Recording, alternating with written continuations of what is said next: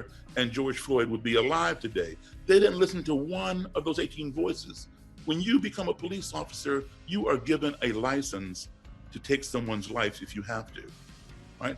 And we all have driver's licenses. Can you imagine anybody with a driver's license who's had 18 DWIs? Can you imagine any doctor at a hospital who's had 18 malpractice complaints against him and the hospital still keeps them? Or the MVA, the Motor Vehicle Administration, still keeps a driver with 18 DUIs or DWIs? Why would a police department keep a police officer with 18 complaints against him in a 19-year career? It's not a question of if he does something more wrong, it's when. Thank you, Tony, for having me, buddy.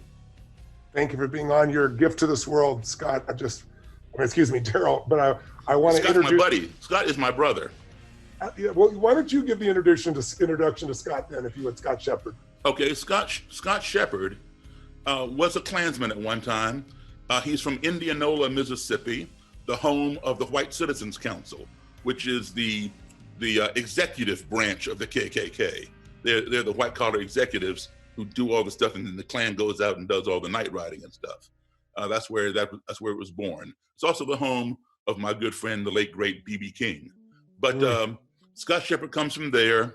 He joined the Klan, and he rose to the rank of Grand Dragon in one Klan group, Grand Dragon for Mississippi and the state. And then he joined another Klan group later and rose to the rank of Imperial Wizard, national Klan leader. He ran for governor. He oversaw Tennessee and Mississippi and some other states. He also was the godson of Byron de la Beckwith, the Klansman who murdered Medgar Evers. Wow. So Scott, I own Scott Shepard's robe as well. And Scott Shepard is not only a very good friend of mine, he is my brother. Wow. Scott Shepard. Scott, thank you for joining us, and thank you for your example. And so many people think someone's a racist, they're a racist forever. And I think when you think of a Klansman, you think of something that's even possible, more extreme in racism. It sounds like you were raised in the environment. Can you tell us what, like we saw it earlier, you're not born a racist. What were the conditions that brought you to those beliefs? And, I say to everybody, all those watching right now and listening, all of us, forget racism, all of us can probably remember something we used to believe 5, 10, 15 years ago, that today you look back on it, back then you would have fought for that idea. And now back then you're almost embarrassed to believe you believe that stuff. I'm not talking about racism, I'm talking about anything. We've all had that. It's important for us to remember that human beings can truly change, because today most of the conversations are making moral judgments about somebody and then locking them in time. Instead of saying like what you've done, Daryl, we disagree, but let me hear what your point of view is, and being willing to hear. It's all about finding what's wrong, doing a gotcha, and then blaming somebody and making yourself morally better than they are. And that's made no progress. All it does is keep pushing people apart. So Scott, tell us, if you would, what brought you to the point of the beliefs you did have, and what happened in your interactions with Daryl that changed it? And again, thank you for your courage and your commitment and your willingness to be here and willingness to share your story. Well, I appreciate being here. Of course, Daryl Davis is my brother, and I guess I'd have to say that what Daryl Davis, I'd probably be dead.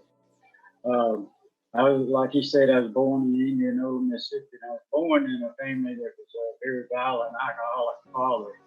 And there was a lot of things that I saw when I was growing up, still PTSD to even a soldier.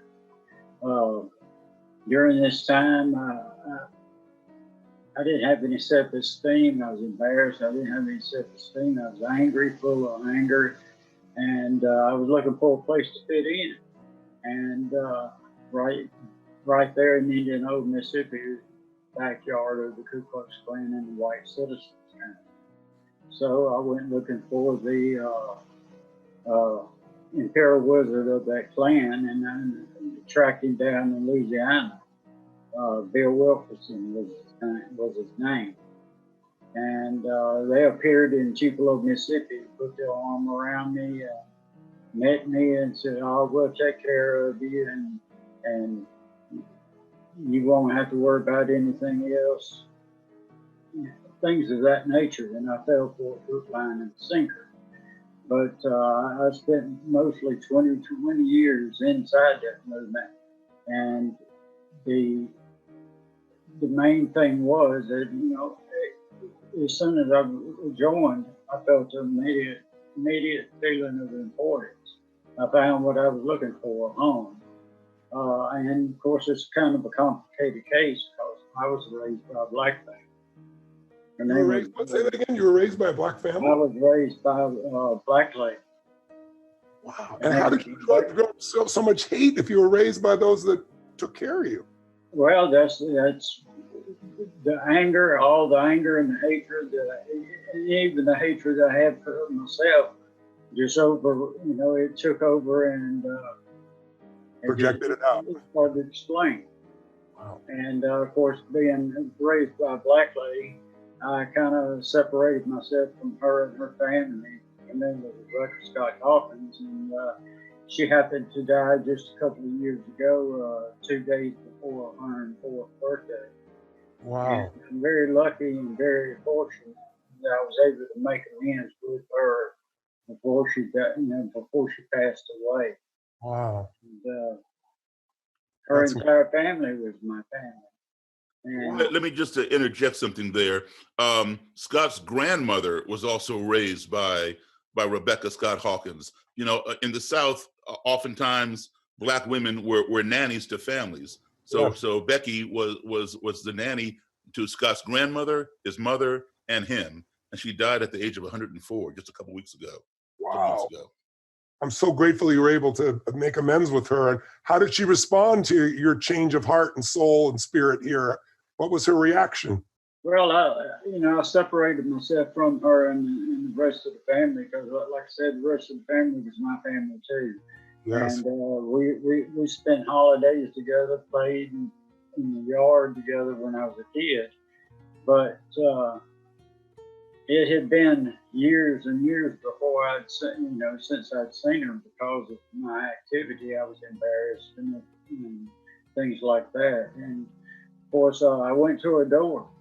And I was trying to, I made the decision that this really wasn't my way of thinking because I was raised by her, and I think she was the little bitty voice in the back of my head that always was nagging at me and things like that.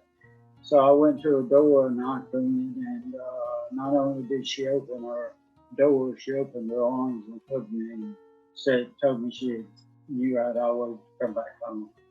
It was a very emotional thing. Wow. Tell us so you weren't just a member of the KK, you moved up to the state level, to the national level, Imperial Wizard. What allowed you to move up? And then what, in the conversations with Daryl, how did that come about and how did that change